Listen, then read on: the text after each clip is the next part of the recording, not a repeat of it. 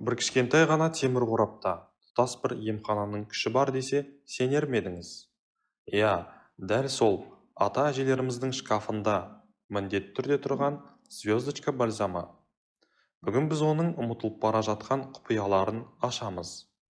Бұл жай ғана иіс емес, бұл жылдар бойы сыналған табиғи емнің символы. Бұл бальзам Вьетнамда жасалған. Као Сао Ванг деп аталады, яғни алтын жұлдыз. Біздің елге 70-ші жылдары келген. Содан бері әр үйдің дәрі қорабында орын алған. Қызығы, оның құрамы толығымен табиғи. Ментол, камфора, эвкалипт, даршын, қалампыр және жалбыз майы. Бәрі эфир майларының шебер үйлесімі. Айтпақшы, бұрын звездочка тек кеңестік дәріханаларда ғана сатылып, рецепт арқылы алынған.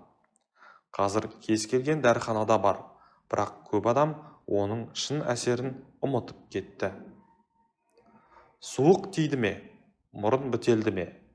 Кішкене бальзамды мұрынның қырына, кеудеңізге және табаныңызға жағыңыз. Эвкалипт пен жалбыз майы тыныс жолдарын ашып, жеңіл дем алуға көмектеседі. Көп адам ұмытып кеткен тағы бір тәсіл – бальзам қосылған бу терапиясы. Бір кесе ыстық суға аздап бальзам салып, буын терең дем алу мұрын бітелуін әп-сәтте ашады. Басыңыз ауырғанда қымбат таблетка іздемеңіз. Самай мен желке аймағына аздап звездочка жағып, жеңіл уқалау жеткілікті. Ментол қан айналымды жақсартып, ауырсынуды бәсеңдетеді.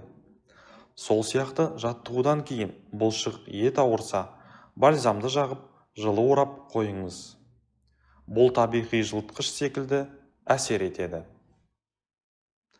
Масалар мазалай ма? Звездочка нағыз құтқарушы.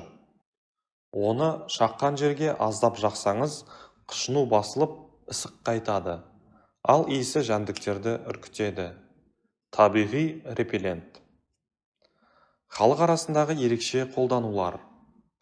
Білесіз бе, кей кісілер бұл бальзамды тіпті басқа мақсатта да пайдаланады.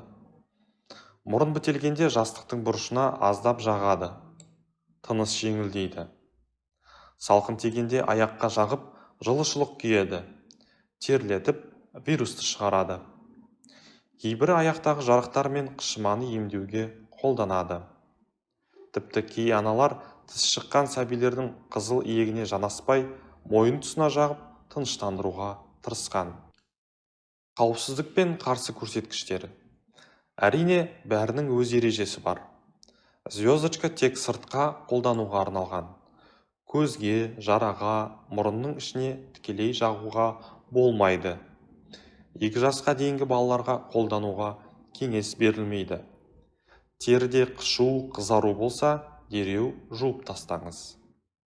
Көрдіңіз бе, бір ғана кішкентай бальзам жөтелге де, бас ауруына да, маса шағуына да ем. Ата-әжелеріміз бекер айтпаса керек. Иісі өткір, әсері мықты, нағыз халықтық ем деп. Сондықтан үйіңізде міндетті түрде бір звездочка болсын. Ал сіз оны қандай жағдайда қолданасыз? Төменде пікірге жазыңыз. Видео ұнаған болса, лайк басуды, каналға жазылуды және қоңыраушаны басуды ұмытпағайсыз.